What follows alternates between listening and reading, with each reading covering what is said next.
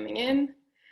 So good evening, everyone, and welcome to the Green Party Live. For those of you who just finished watching the film on Netflix, we hope you enjoyed it. As many of you know, every other Wednesday evening, we're gathering friends, members, supporters for conversations with elected Greens, activists, authors, academics, business people, NGO leaders, and change makers of all kinds to explore how better is possible, because they are examples of how better is already happening.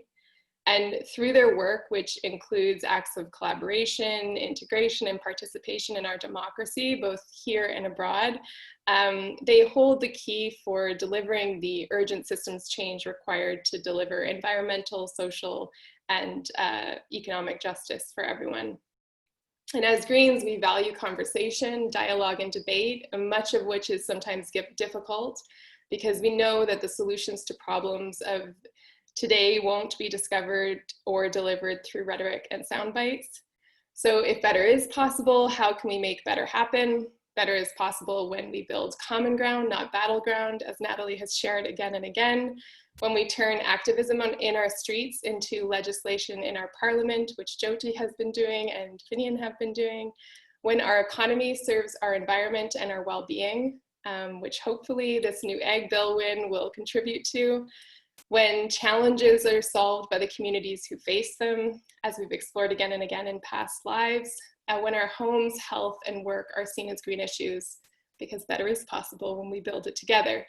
So tonight and over the next 2 months, we'll be diving into 3 major themes. The first is systems change, because social and environmental justice are indivisible.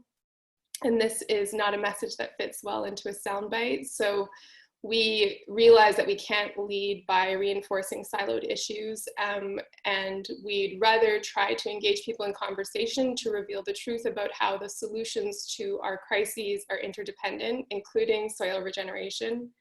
Second, collaboration over competition. If everything is connected, then we must embrace our shared values and find ways to work together, because we need everyone to create change. The third is a participatory democracy. So a flourishing democracy requires citizens to have access to robust and truthful information, to engage in debate during elections and beyond, to get out and vote, and to be empowered by national government with information, skills, legal framework, and resources required to create customized local solutions, because solutions to our biggest changes are best built by the communities who face them. So tonight's event discusses these 3 themes in the context of how everything is a green issue, and specifically how soil health is one of the most overlooked solutions, as you saw in the documentary, in terms of regenerating our environment, but also regenerating our well-being. And what's happening to our climate and the environment affects every part of modern life: our homes and transport, our industries and opportunities for work, the air we breathe, the food we eat. It's all connected. And success can't be fractured into separate policy areas. So we need an equitable and regenerative economy so that we can lead meaningful lives in healthy and secure communities. So tonight's chat, we're drawing attention to the link between soil and how it relates to our home, health, work, and environment. And we're joined by these change makers that I've introduced you to already, who are soil advocates, all 3 of them. One of them is a farmer, and all 3 of them work on policy. So I'll start by asking each of our guests to introduce themselves, and also to just add in how their work gives them hope that better is possible. And Finn, since you're one of our newest guests, we'll get you to start. Thank you so much for having me. It's really great to be here with everyone. Thank you all for joining us and watching the film last night or today. My name is Finian Makepeace, and I'm one of the co-founders, along with Ryan Englehart, of Kiss the Ground, the nonprofit based out of Los Angeles. And I'm also our policy director and lead educator. What really brings me the most hope right now, I want to mention 2 things. I have seen and experienced regeneration of landscapes, from biodiversity to water holding capacity to carbon sequestration to economic viability of the farm. I've seen it with my own eyes, and I've been there and I've touched the ground there compared to, let's say, a neighbor of that farm who is still in degenerative farming and degenerative economic model. The other thing is I've seen people get it, and I've seen what it can do for their optimism of our future. I have been an activist my whole life. I was tremendously apathetic as my late 20s were happening, and looking at the enormity of what we were facing. When I learned about this, it changed the rest of my life. And I believe that can happen to billions of people, can see the potential of regeneration and looking at the soil as the starting place of that, and have renewed hope and passion and commitment in their lives to help make the change. So it's an honor to be here. Thanks, Finn. Jyoti, do you want to introduce yourself and your work and what gives you hope that better is possible? Hello, my name's Jyoti. I'm a farmer in Dorset. Hello, can you hear me? Yeah, nice. Yeah, I'm a farmer in Dorset in England, and I've got a 23-acre smallholding that I share with another family, and we're part of a cooperative of smallholders in our area. There's 52 of us that all work together to produce products on small mixed farms in the south of England and sell them directly to local people so that they can have healthy, nutritious food. Yeah, and I've been doing that for a while. I've got my dairy cows, I make cheese, grow vegetables, I've got sheep under my orchards. And I'm a part of a movement that's tremendously exciting, and I love being a part of it. It's farmers, foresters, and land-based workers here in the UK and across the world, called La Via Campesina. And we represent, 70% of the food production in the world that's by small-scale farmers who act regeneratively to nurture the soils and our biodiversity and to kind of reclaim our food system in many ways from the big industrial giants. Thank you. And Natalie, in case anyone doesn't know you. Okay, well, what people may not always know is that my first degree is agricultural science. And anyone who's sitting there wondering, my accent comes from Australia originally. So when I was leader of the Green Party from 2012 to 2016, particularly after I was first elected, one of the things the media got most excited about was that I was probably the only British political leader who knew how to shear a sheep, which possibly tells you more about the media than it did about me. But one of the things that I'm really looking forward to about this evening is I often have a standing joke that some of the longer serving Green Party members on the call will probably have heard, which is I say, well, I love to get geeky about soils, but I won't do that to you this evening, I say to when I'm talking to the local Green Party. But, this evening I can get geeky about soils. So I'm really looking forward to that.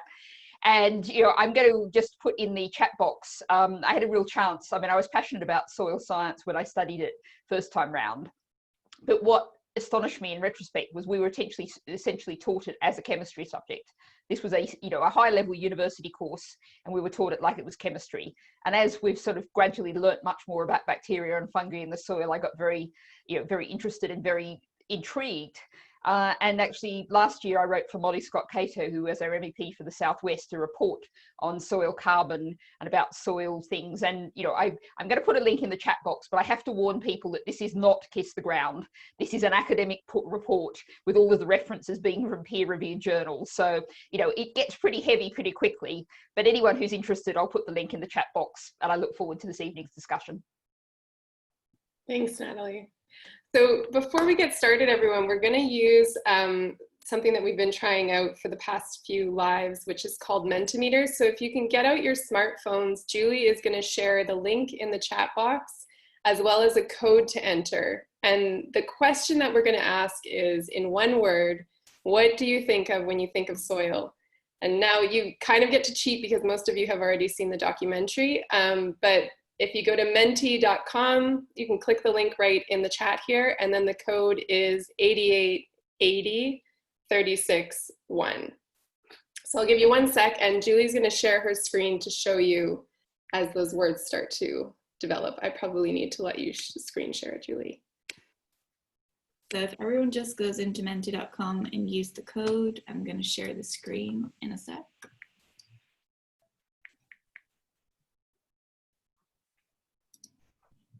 There we go. I hope that you can see that. Yeah, if you can make it big, there we go.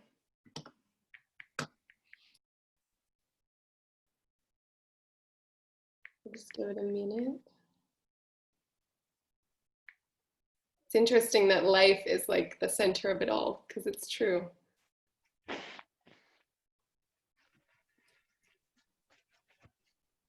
We'll let that keep building. And I thought I would just maybe ask Finian the first question. So the Green Party is working here in England and Wales to transition our economy into one that promotes a dignified life for everyone and regeneration for the environment upon which we all depend. For folks that have already watched the film you helped create, they'll see how soil regeneration ripples out as a solution to many different issues beyond even food sovereignty, and how it could affect our homes, our work, our health, and even our mental health as well.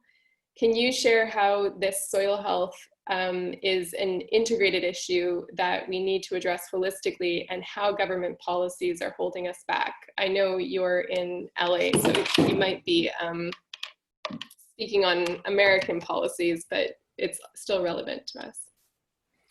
Great question. I want to just throw it back. I don't know how much time, Holly, we have per question.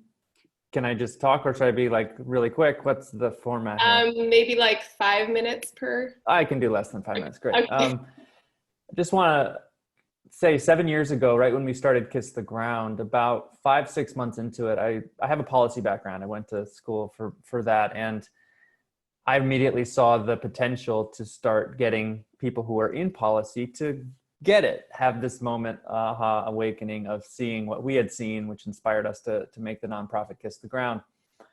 What was amazing to me was when I went to the capital of California, Sacramento, was what we heard often from these policy briefings around soil health, healthy soils, was this kind of like, wow, you realize you have this agency and that agency here together, and they're kind of high-fiving about this, and that never happens. They always just come and argue and then leave and go have beers together.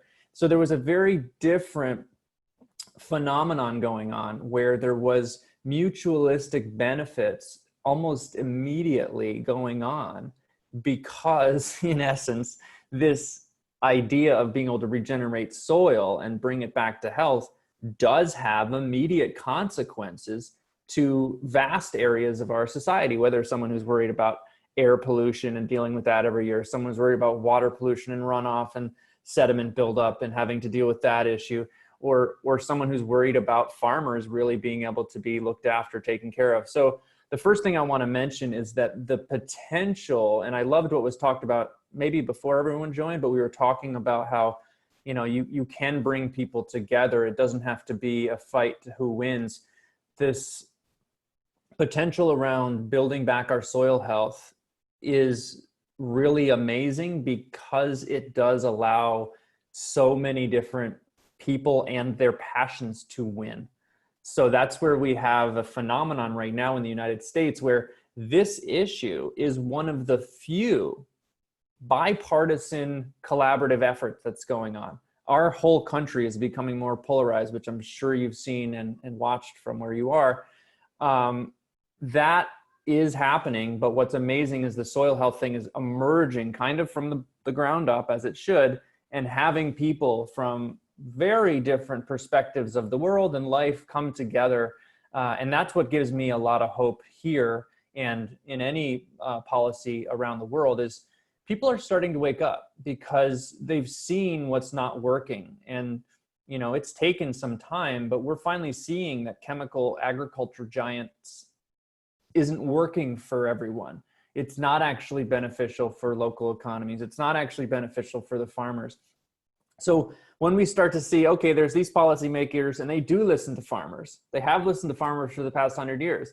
Those farmers, in many cases, hadn't been making the noise against the big machines, against the big chemical things. Now they're starting to. They're starting to ask for help in a different way. So this means there's a big opening for those of us who want to advocate for this, to bring people together, to have that job, if you will, of like, I need to be a connector. I need to see where can I get the conservative farmer who totally gets this with the liberal who just got it, and bring them together and say, we can have a moment together where we see a regenerative future. I don't know if I'm answering your question now, because I kind of went over it to what I wanted to say, but that's what gives me the most hope politically. And that's where I feel like all of us who are in this space it is a situation where, because the science is relatively new on this, there are people who are the type of folks who just listen to science stuff. We can get them because Al Gore didn't know about this, right? This is an emerging idea. People who understand ancient indigenous wisdom and look at that, we can speak and bring their voices out and connect with them on this. People who are amongst those farming communities have been like, everyone's crazy, why did we go down the chemical path? We can do it like this. We can bring them into the fold. And that's where there's this merging that's totally possible. And I've seen it. I've been a part of it. For the amount of work that we've put into policy in the state of California, the return on that investment has been, I would say, much larger than you'd see in other areas that you might want to get into policy work, because people are ready for this, and it does benefit so many others, except for the big chemical giant bad guys. But yeah, pretty much most other folks win, and their constituents win too. So I would encourage people to step in and see this as an opportunity that hasn't been available as much until now. Thanks, Finn. And Natalie, it'll make sense to go to you next, as you have just had a few wins policy-wise yourself. Can you maybe share some of the main blocks in the political realm that are blocking us in terms of implementing regenerative Green Party policies, and how far you were able to get in the House of Lords in your recent agricultural bill with Jenny? Sure. Well, I mean, this is great, very well timed, because we finished the report stage, which is sort of the final main debate stage of the agriculture bill in the House of Lords. And we saw the government defeated 6 times and also give way on a very significant food security point, one more. And, those 6 wins were on things from, very crucially, and what's going to be the main fighting point going forward is on food standards and keeping up food standards. The UK's EU's are not good enough, but they're much better than the US's are. And we saw a real victory on that. We also saw a real victory on the use of pesticides around schools, homes, places where people are.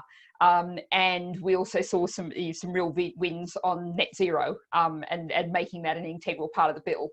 I feel like I probably should put a slight dampener on by warning that what happens now is this now goes back to the Commons, and the government's aim will be to just throw all of those things out. The key thing is actually going to be the food standards and the international trade elements of it. And that's where we have a real chance of having a win in the Commons. So, the fight goes on. And if you've got particularly if you happen to live somewhere, people watching with a Tory MP, please, look around with people like the land workers. They'll be telling you how to lobby, what to say, who to email. And, the pressure, we haven't finished, the pressure needs to keep going. But to answer the sort of broader question about where we are, I would agree with Finn that we've made huge progress in the last 3 or 4 years.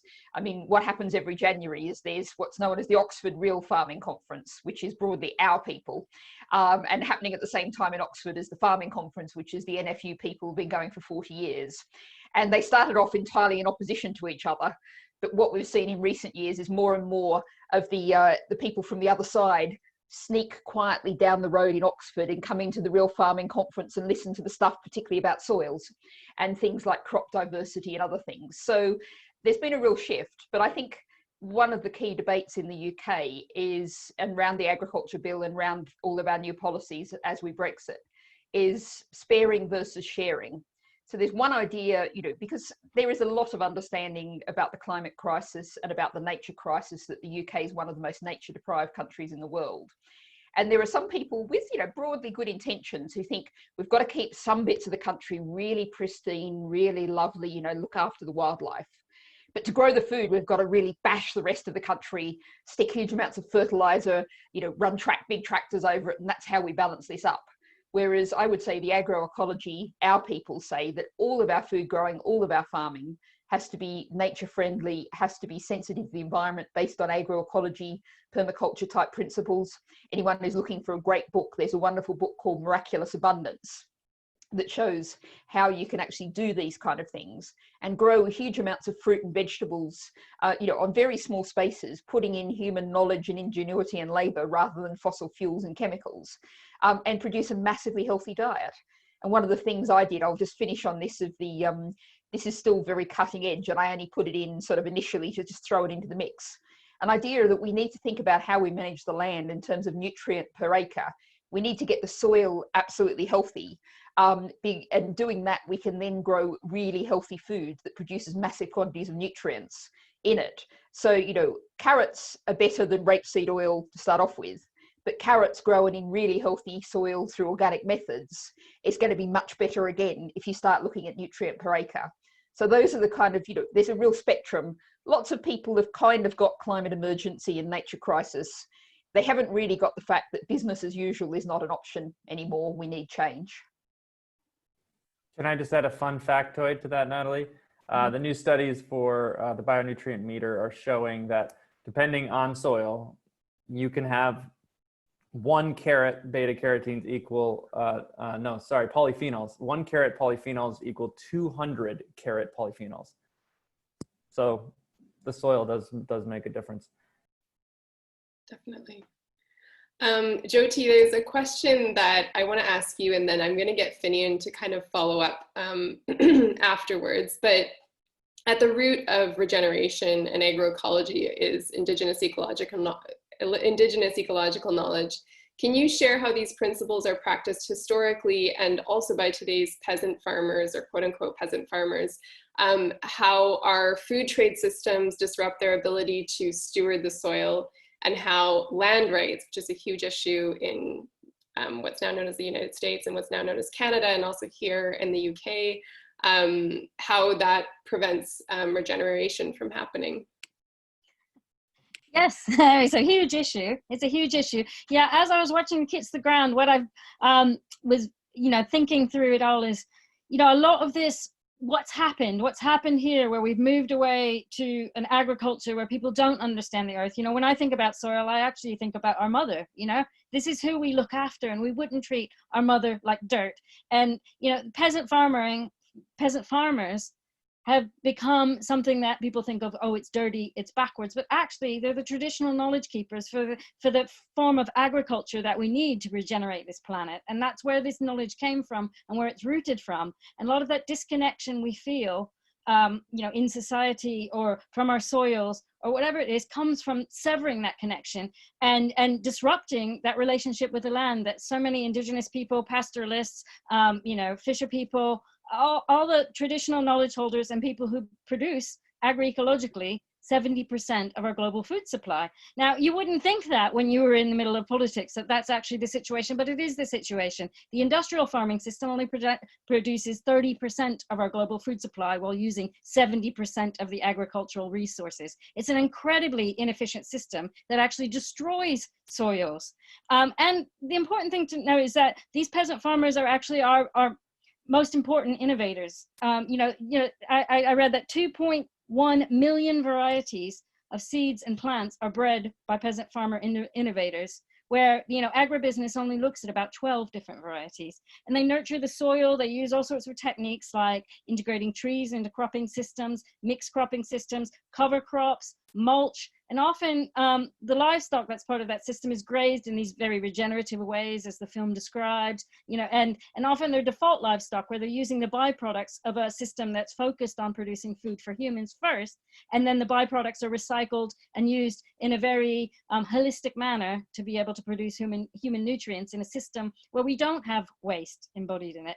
You know, this knowledge really has to be valued, and it has to be nurtured, and we have to make sure the people that practice this form of agriculture have access to land, which is exactly what happened. You know, they lose access to land when industrial farming moves in. You know, the large farms move in, multinational corporations move into areas and displace indigenous people or people who are traditional knowledge keepers in that area from being able to produce food for their own communities in an area. It happens in rainforest areas when big companies go in and clear the forest so they can produce soya for feeding to animals. You know, our animals shouldn't be eating loads of soya. They shouldn't be eating loads of grain. They should be grazed on grass and eating byproducts and eating waste products. That should not happen, but the industrial farming system does that. And then that takes away our valuable rainforest, and it takes away the land from the indigenous people who maintain those lands. You know, and that kind of system where we have commodity crops of sugar and coffee and all these things that are sent as luxuries all over the world, or food that we don't produce ourselves because we might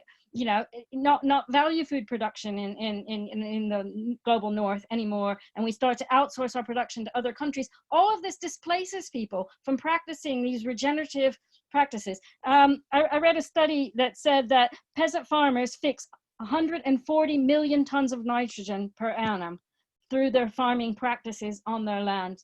And that's a complete opposite of what happens with the industrial farming system. So we've got to make sure our trade policies really reflect this, because what we do here in the UK, what happens with the agriculture bill, what happens with our policies, you know, if we continue with being a colonialist economic system where we think we can take the resources of the rest of the planet and rape and pillage basically the rest of the planet's resources and other countries' food sovereignty. You know, food sovereignty means your right to be able to have control of your own food system to produce for your own population, so that we can just, you know, have a beautiful countryside that produces nothing. Then it is actually impacting other people's lives, and it's impacting our, you know, our planet's future. We have to think about that, you know, and have a way to produce agroecologically here in our own country and not impact other places, which is where our farmers movement really fits in. We fight for access to land and resources for all communities to be able to produce food for themselves and to regenerate and hold that soil as something that you protect and you nurture. And we try and bring people back to the land. You know, we want to get new entrants into farming, inspired by the idea that this is an occupation you can do that has a huge amount of meaning for yourself, you know, lots of rewarding time spent nurturing your crops or your animals. And it also means that we've got a viable future where there's food security for all the generations that are going to come after us. We want to get people so that they can start a small farm, they can sell to their local community. We want to make sure that we can break up some of these very big estates and these large industrial farms and give it back to the local communities and to people who want to look after it for our future. So we work actively for land reform all across the UK and the world. That's awesome. And there's so many other policies that interlink with that, including, you know, right to stay, which is one of the policies that the Green Party has been working on. And Finn, I wanted to kind of pivot this over to you as well, because obviously land rights are a huge issue in the US. And then on top of that, the only negative feedback that's kind of come about the film is that it's mostly white presenting folks that are present in that. Do you want to speak on that, just so? Very much. I think that was for our whole team as the nonprofit, as well as the filmmakers. That is going to be the hardest thing for all of us to have to face in perpetuity now because of this film. Part of what happened for us is the beginning of this movement for us. You know, you Google the people who are known in regenerative agriculture and healthy soil, and unfortunately a lot of that first reach out many years ago was to these people who were expertise, and however it ended up happening in the process of making the film with the filmmakers, there were many people, non-white people, in several interviews. There's about probably 8 times as much footage of different people than ended up in the film, as you can imagine making a film. But that final result really for us is not fair at all. And what that means is that for us, this movement is so essentially a combination of indigenous knowledge from any place, any indigenous place really, but especially marginalized places have been taken over and pushed down, pioneering holistic discoveries of how fast things can regenerate, and then the cutting edge scientific discoveries of microbial soil building that were just impossible for anyone to know before we could look at what was happening in the soil. It is an essential part. There's that 3 components of that are quite essential, and the film doesn't represent that fairly in terms of who and how it's being spoken about. So we're very aware of that, and we're doing our best at the organization level to make sure that from this point forward, and for the teaching that we're helping, the online courses that we're providing, we're moving in this heavy direction to make sure that representation is there.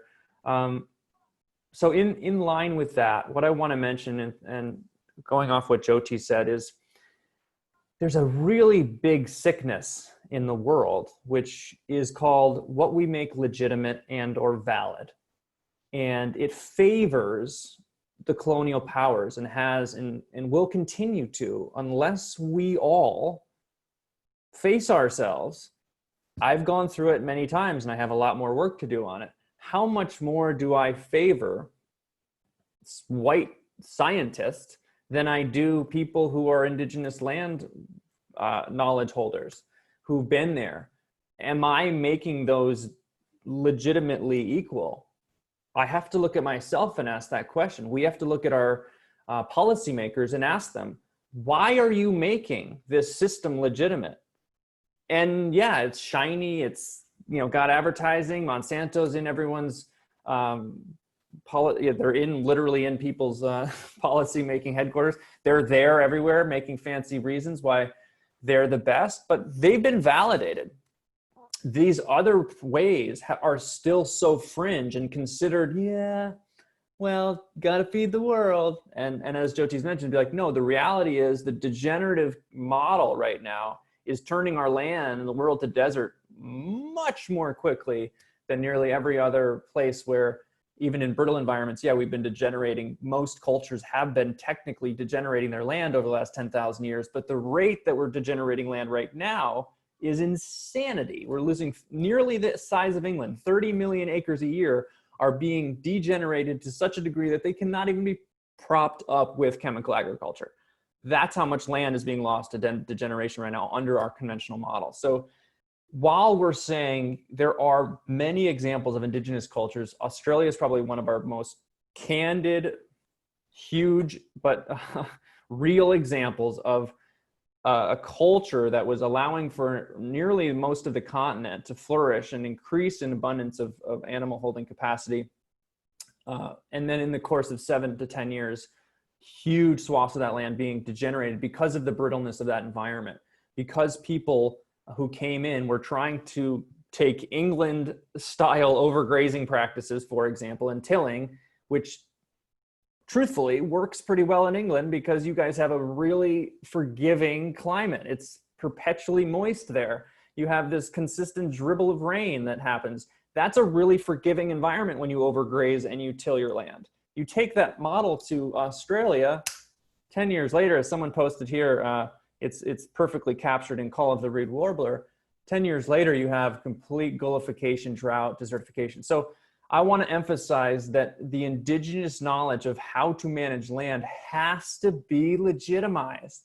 And each of us can make the case because now we have enough evidence that the current legitimized version, the Bill Gates version that he's still pushing, is not working. You can't just fertilize your way out of this. It is degenerative in the long run, and it makes people addicted. And the big thing is, it's control. It leaves the powers that be in control. And we need to make food sovereignty, water sovereignty, and regional sovereignty a reality. And we're not going to do that by amassing control with fertilizer companies in perpetuity.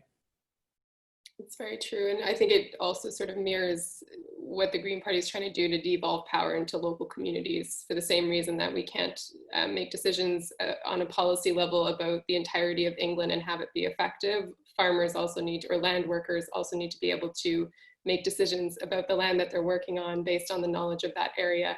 Here in Sussex, we have something like 100 different words for clay in the indigenous language here, because our land is hard as rock, as I've been learning through my regenerative agricultural studies and gardening practices.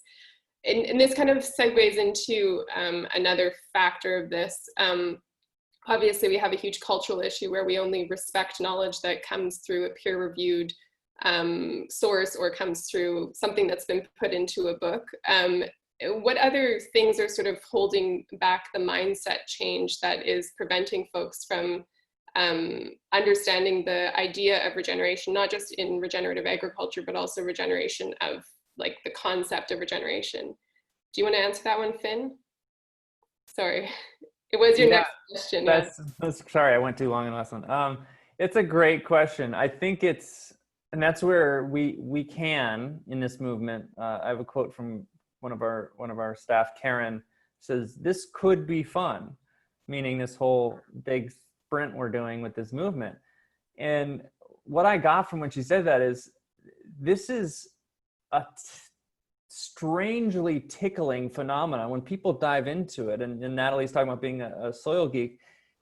It's so phenomenal, the potential there. So that's what we teach at Soil Advocate Training, which Holly Rose has taken part of, is there are so many different angles to come at this with someone. And the biggest invite that I wish to everyone out there is, you don't have to go and smash over someone's head who was obviously not going to hear it very well, that they have to accept that indigenous land practices are the best. Maybe that's not the best starting point for them, but I give you a high degree of certainty of guarantee. If you start with their argument, economics, risk mitigation, flooding, drought, whatever stuff, if you start with what they can tangibly understand, show them demos, have them get on the bandwagon, they'll get to understanding that our management and view is limited. The sustainable, current, extractive, how it has to go view, that can morph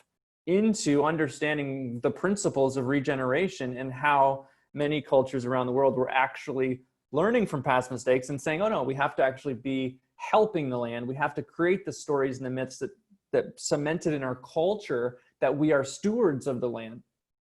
They'll get there if you bring them along. So what I'm encouraging folks to do is not get too upset that people aren't there yet, because this is where we are. So what I'm saying is, use a smile on your face, figure out where people are at, and bring them in, because I didn't know this either. I was raised as a hippie child and did compost and did gardening with my mom, but I had no idea. So if I didn't get the insights and I didn't understand how cultural burning actually works and thought it was like, yeah, whatever. If I didn't actually know that, if I had a pathway to get there, other people can have a pathway to get there. So that's what I would say, Holly Rose, is that invite people in from where they're at, and don't stand to fight, stand to invite people in, because that potential, I think, is immense. And we've planted the seed a year ago or 5 years ago with people and heard what they've done now because of the seed that was planted 5 years ago. And it's nothing short of extraordinary. And I tell you, you would never guess, yeah, right, that person's going to get it. Lo and behold, they got it. So it's about leading in, and that's my area from it. Absolutely. And it also, we've talked a lot about this at the Green Party as well, about someone might come in through something as vacuous, quote unquote, as beauty or fashion, but since almost everything comes from plants, and plants live in the soil, it all sort of, whatever your avenue is, whatever that doorway is, it comes back to the soil. Natalie, one of the questions we're really curious about here is, who are the people with the most agency over soil in the UK? You talk a lot about the Duke of Wellington, who owns over half of England, but what are your views on how we can influence those with land ownership, like the Duke of Wellington, on the issues and solutions of land management on this particular island and the isles in which we dwell? Well, I think he doesn't quite own half of England, but certainly when we were just talking about land rights, one of the huge issues in the UK, people don't realise we have the most concentrated land ownership in Europe. And, as Jyoti was saying, people getting access to land, to their 10 or 20 acres to set up their small growing business or their small growing cooperative or whatever, is a huge issue. But, we have to look at the people who are in control of the soil now. But we also have to look at, the other side of this. I saw there was some discussion in the chat. Someone was saying, but what about, the need for cheap food? Because, of course, we have food banks. There's enormous demand growing for food banks. It was happening before COVID. It's now been made worse. And lots of people in the UK are absolutely struggling to feed themselves. And, of course, if you start talking, and this comes into what Finn was saying about starting where people are, if you start talking about, well, we need lots of organic, and people just immediately think, well, that's more expensive, and I can't just basically feed my family now. So we've got to address two sides of that. We've got to acknowledge that cheap food is costing us the earth, and it's costing us our health. So much of cheap food.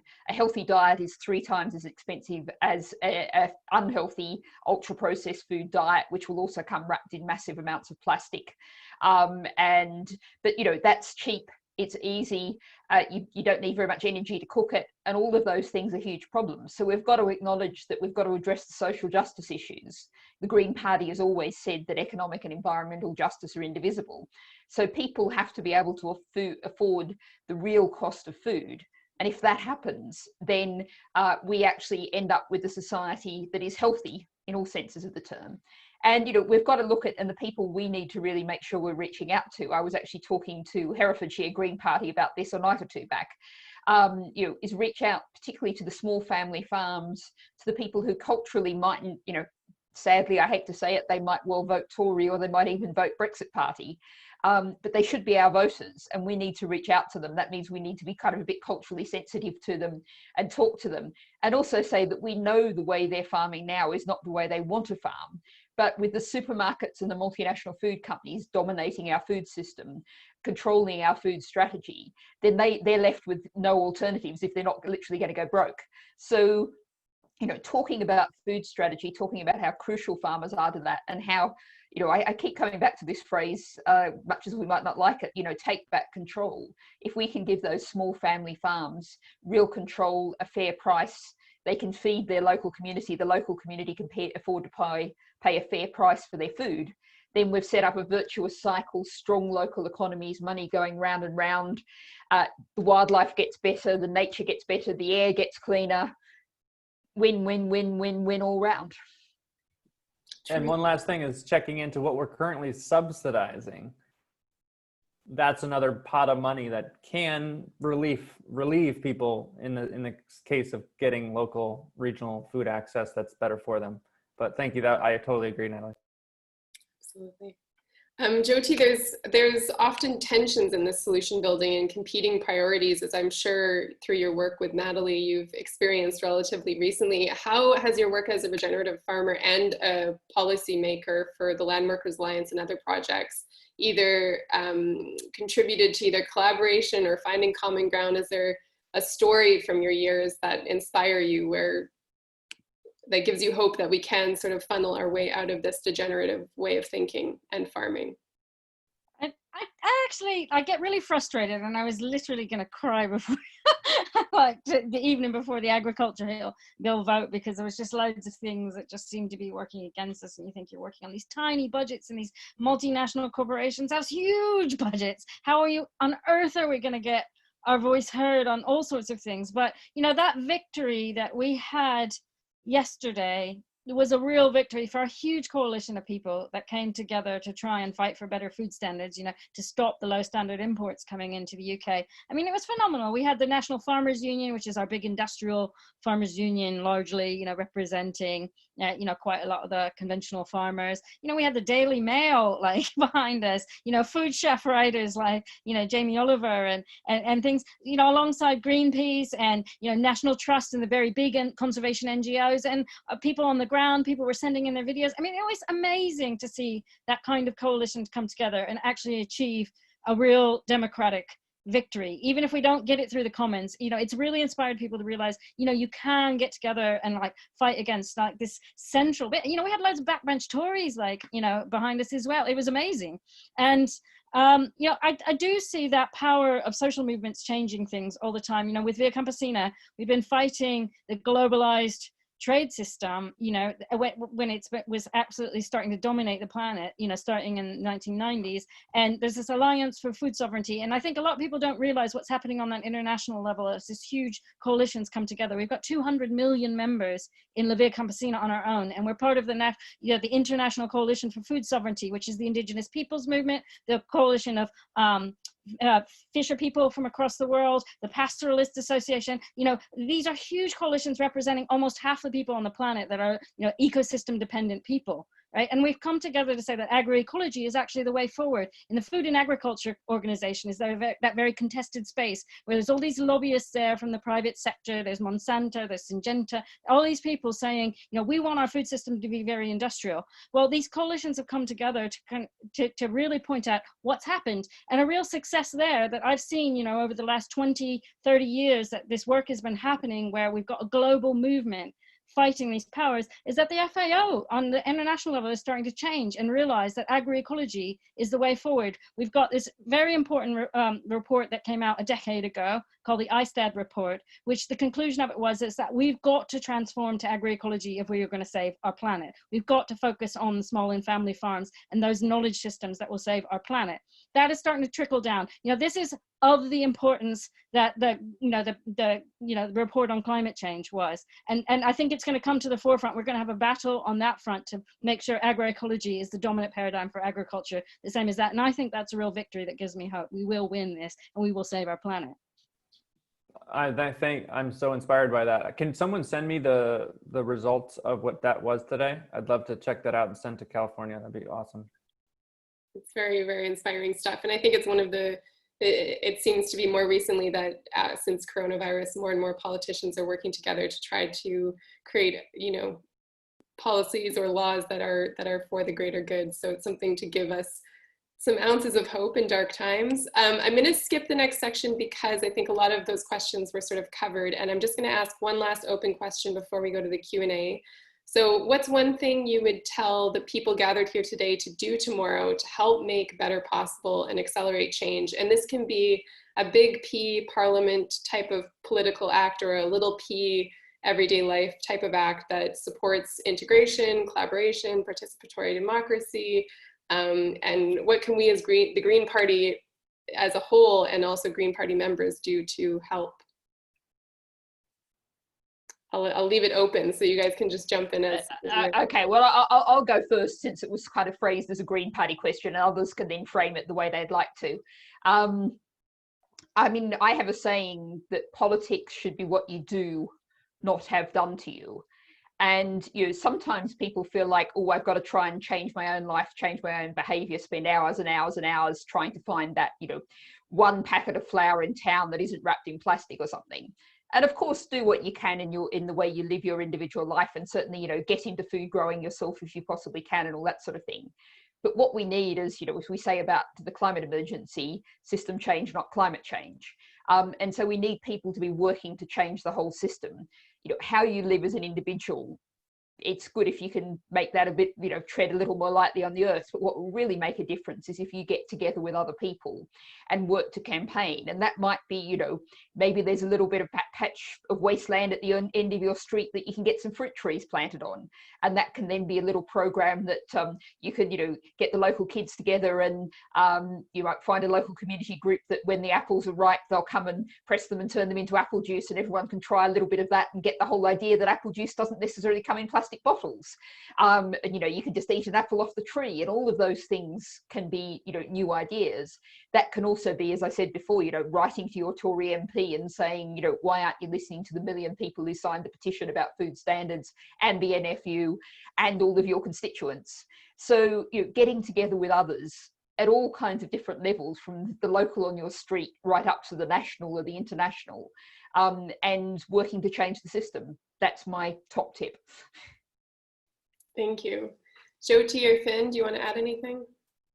Sure. Great question. My mind was racing as soon as you said there's so many things. The first thing I recommend is make a commitment. I know with me, I'm a passionate person, but what helped me help others with this whole movement was I just made the commitment, like, I'm going to help this movement. So I committed. As soon as I heard the idea at a deeper level, I made the commitment. And how that shows up once you make the commitment, as what Natalie pointed out, it can be multifaceted. And what I want to emphasize is work with other people and start to say, what can we do? And that's locally of what Natalie was touching on. I don't need to say all those things, but there's also this amazing potential. The people who are in this movement are some of the most generous, passionate, caring people I've ever encountered. And they're here literally to support you in your big foolish projects, whether they're in your local neighborhood or they're campaigning at the national or federal level. That's amazing. You have people who want to help you and can give you support, so you're not alone. So that's very general, but I would just say commit, reach out, connect, and then do bold things that are going to help make the change, because you will be supported. If you stand up and show up, this worldwide movement will support you for sure. Thanks, Finn. Jyoti, do you want to add anything?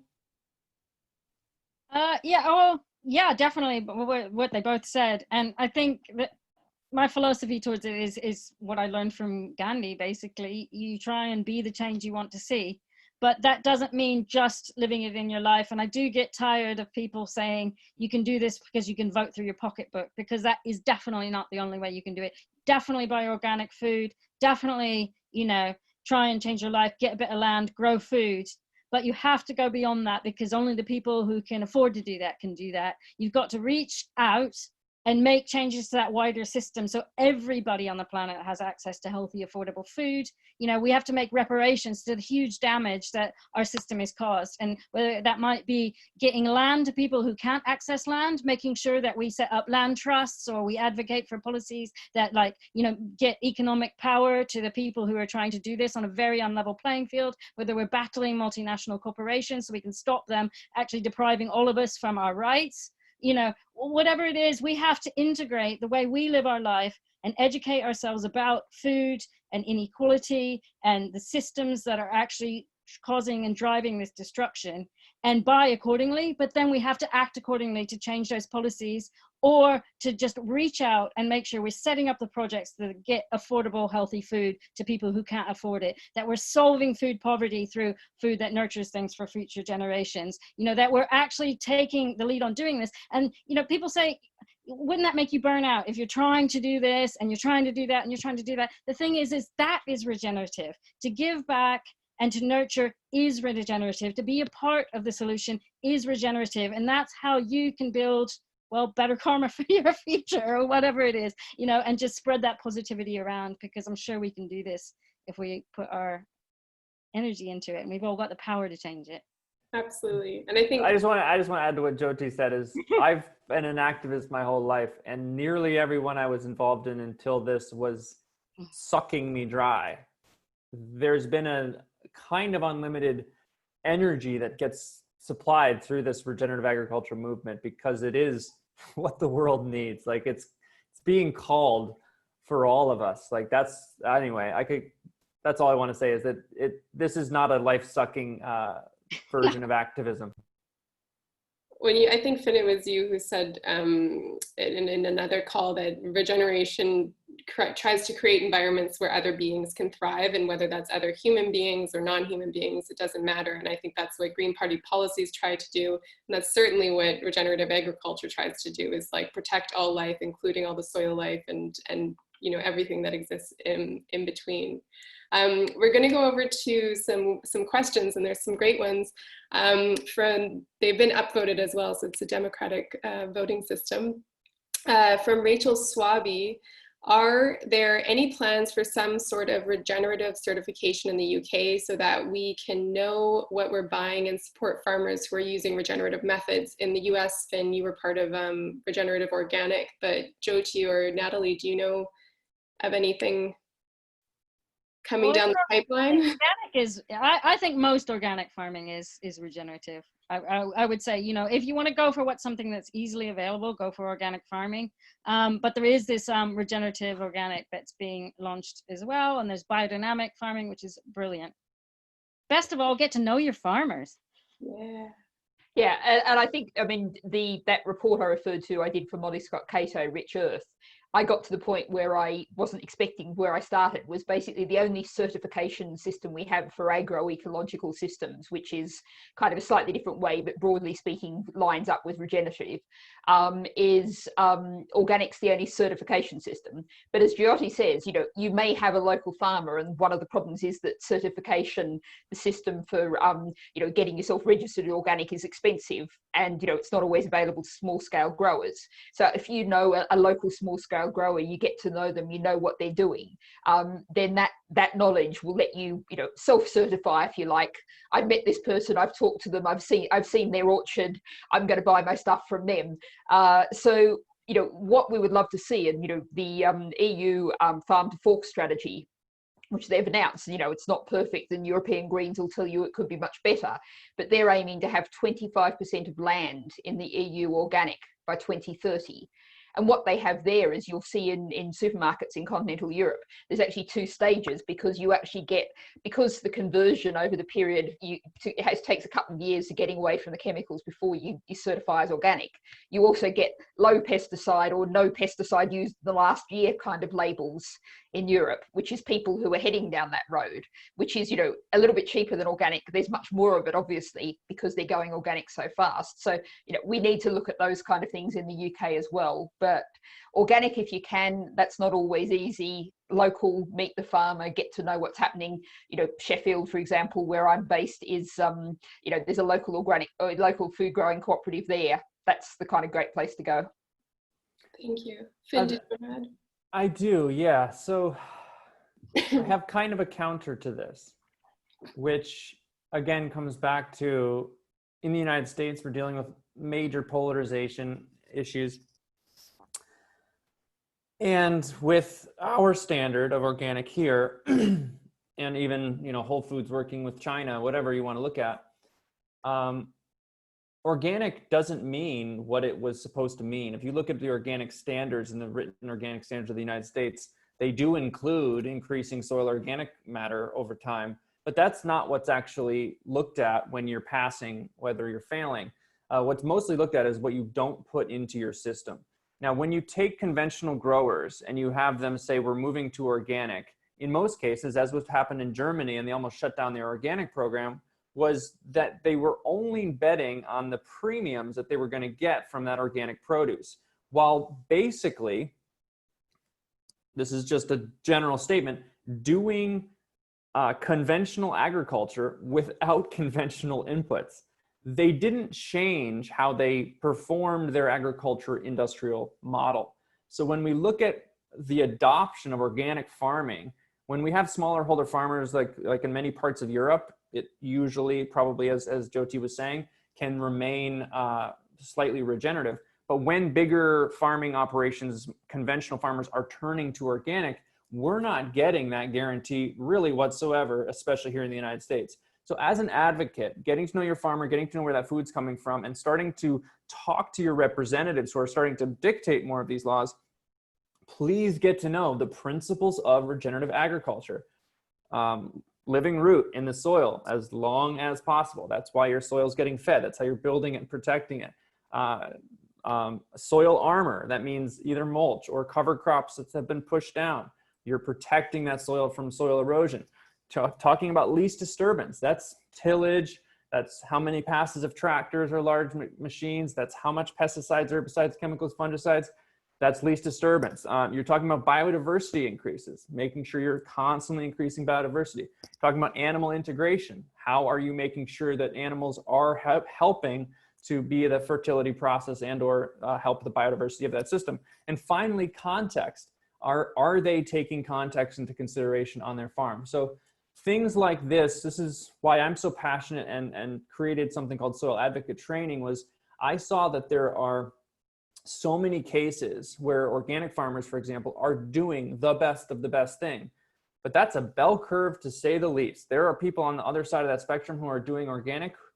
I've seen organic carrot farms in California that are the most degenerative farms I've ever seen, ever. They're turning land into dust in a very short time because the dryness, the brittleness of this environment, the fact that they're growing carrots, which is, you know, generally a very cultivating farm agricultural product, and then they're basically doing conventional everything else except for the inputs.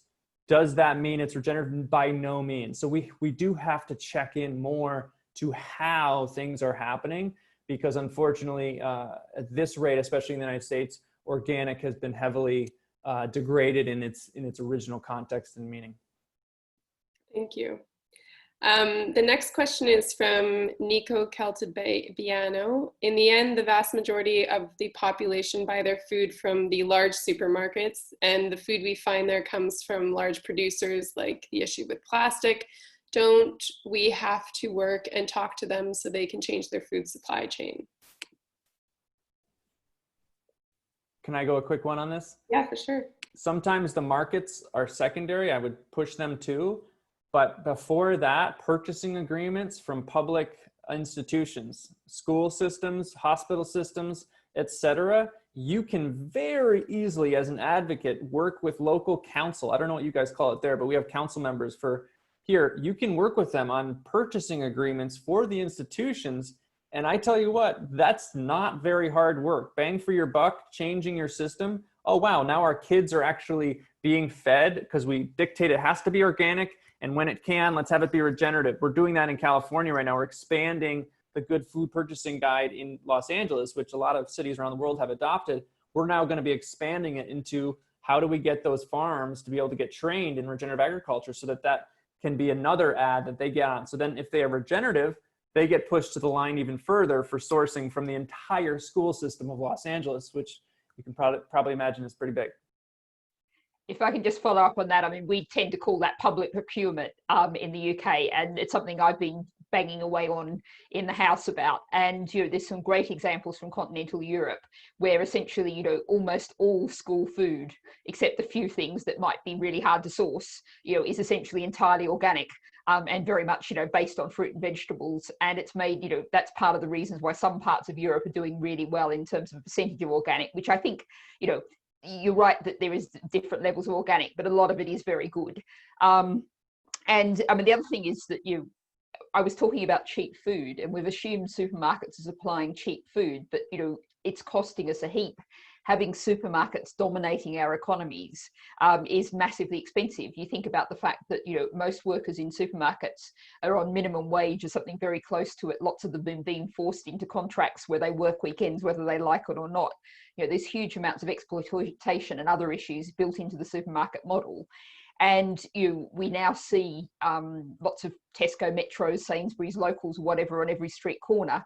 One of the things that I learned about when I used to live in Camden in North London was, they basically, a lot of those deliveries to those are done illegally. They just park the HGV in the street, cause massive, disruption, road danger, and unload. So we've really got to think about ensuring that we have retailers who operate in a legal, non-damaging way. And if you start to do that, then you start to re-level the playing field, and you can start to have more local suppliers, local retail. We need to restore, CPRE talks about local food webs, and that means, the shops as well, not supermarkets. And, supermarkets, the whole model is built on the idea that you can buy everything, including fresh produce, every conceivable thing there all of the time. You can buy a strawberry in Tesco every day of the year. And that's the whole supermarket model, and that's profoundly unsustainable. Thank you. Jyoti, did you want to add anything? I was just going to peg off of, that with Natalie kindly put forward for us an amendment on local food systems to the agriculture bill. Not that we thought we would win it, but we just wanted to kind of bring up the narrative that, local food chains, local food webs, and these kind of circular systems that support our local economies have really declined, and they haven't been invested in for decades, and that underinvestment means that they start to lose their share of the supply chains, and so then supermarkets start to dominate more, and it isn't beyond our ability to actually regulate supermarkets, to actually control their domination of the market. We can put more investment into local supply chains. We can try and boost, their routes to market, their ability to access land. We can try and do planning controls, to make sure that they can't get the prime areas when small shops should be actually being in those areas. We can do all sorts of things to regulate that supermarket power, but it's about political will. And we've got to build those alternatives so they're not just the niche end of things, because they're really losing market share quite a lot. And we should think about that more than we do. And if I can just add, I know there's lots of examples up and down the country where local green councillors have been able to insist that, you get a classic new block of, big block of flats built, and classically there'll be a mini supermarket of one of the main chains on the bottom. If you insist that that is split into 3 small shops instead of 1 large one, it's not the size that Tesco or Sainsbury's or whatever want, and you can get those small shops in there. So that's something that, you can do at the local council level, working on planning to create a different kind of system. Thanks, Natalie. All right, we have time for one more question. So the next upvoted one was, I live in East Anglia and it's dust season at the moment, which first hides combine harvesters and now hides tractors with various implements. Are there any studies showing how many farmers are improving the soils and heading towards more regenerative practices? I don't Is know. this for which area? What was the? This is in England. East Anglia. I don't know if Jyoti, you might know. I mean, It's not really your I'm not area. sure. I mean, I'm sure that the organic certification bodies do have those figures. I can't quote them off the top of my head, but it'd be the sort of thing that you would ask the Soil Association if they have those figures. But I know that the share of organic farmers, and this is, you know, all brand of organic, not just regenerative, is very, very low in the UK in comparison to the rest of Europe. We're really falling behind. And that is something that's being brought up a little bit more. You know, we do need to invest in better farming. There is an ELM system that's being negotiated after, you know, now to try and replace the subsidy system that we had before. And it holds a lot of promise. I'm on the advisory panel for helping implement that new system. And if we keep working towards making sure that the subsidy payments are paying farmers to be doing the right thing, then we can be improving that. And we feel like a lot of those payments should be going to organic farmers to be able to, you know, increase the number and the area of land under organic farming and regenerative farming in the UK. So we'll see how that goes. That's another one of those spaces where we can keep watching and hoping and lobbying to improve. And I think one of the other things that I've been doing some work on, and I'm getting a lot of reaction to, is that we've got a real problem with what Americans often call agricultural extension or agricultural advice systems. As I was actually looking back to debates in 1996 when they privatised what had been the government advice service for farmers.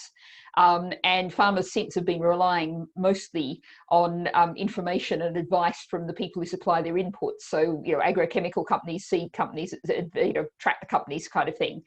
And there's a huge hunger in the farming community for advice on how to do things differently and expertise, but there's just not really the systems to supply them. And that's something we really need to work on. And, you know, I think Britain, again, is a long way behind even America on no-till and minimum till, which, you know, I haven't really had a chance to get geeky about soils. Getting geeky about soils for a second. You know, this is a really, really tough nut to crack in many ways because, you know, we've been using chemical agriculture for 100 years. We've been bashing the soil up and destroying soil structure and destroying soil microbes with ploughing for thousands of years. And, you know, there are parts of America where actually one farmer has broken through and then it's kind of spread out like in a ring. And so one of the things we need to do is not just talk about supplying farmers with advice, but also ensure we have farmer-led research and give farmers the chance to learn from each other and create the frameworks to do that. And there's some exciting things happening in this area, but they're pretty small scale and local. And we have to really make that access to information, access to knowledge about no-till or minimum till, access to knowledge about, you know, integrated pest management systems, all the rest of it, you know, that needs to be accessible to everybody.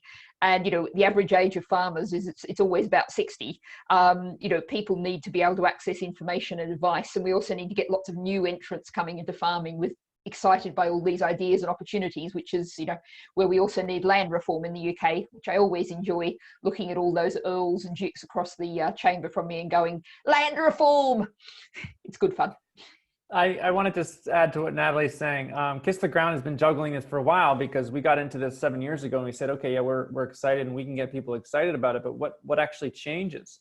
And so that was the reason we developed our farmland program, where people can essentially help support scholarship funding for farmers to get the best farmer training from the sought after regenerative farmer trainers out there. So in the United States, one of the premier groups is the Soil Health Academy. Several of the guys who are in the film Kiss the Ground, as well as some of the scientists, we work with them so that we're working with landowners and farmers themselves to say, okay, how do we put farmers into this training? And we worked with Soil Health Academy. They now have a short Regenerative Agriculture 101 course coming out in December. You'll be able to send people to that or help fund it or get farmers to partake in that.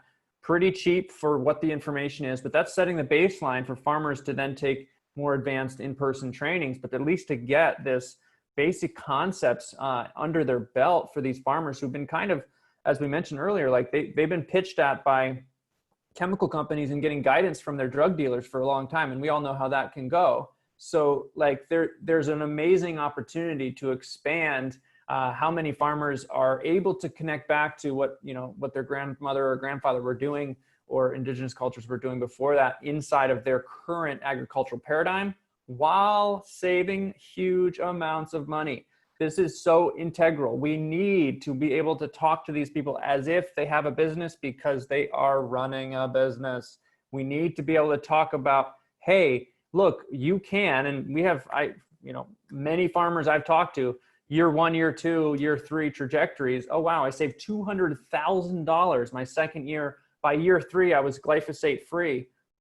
That is information that helps farmers understand that this is a way for them to get off of the chemical addiction and actually make more money, be more prosperous, because they're saving money. So check out Kiss the Ground's farmland program there. That's a really big way that we can actually track. The last thing I want to mention, we're proposing a major program in California to actually be taking satellite data that's available worldwide right now on everything from carbon to water to biodiversity to infiltration rates to water absorption capacity to biomass accumulation, et cetera, monitor these things and then ground truth them with on-farm data so that we can actually, in nearly real time, monitor degeneration and regeneration. This is going to be what the future needs, to not just say, oh, this person is organic and actually they're degenerating their land. Well, the organic farmer that's actually doing it, or even the conventional farmer that's actually regenerating their ecosystems, increasing biodiversity, et cetera, making clean water run off their land instead of filled with soil sediment, those people need to be able to be rewarded for doing such. So that's what we're really looking at, is really actualizing outcome-based regeneration, because regeneration means regeneration.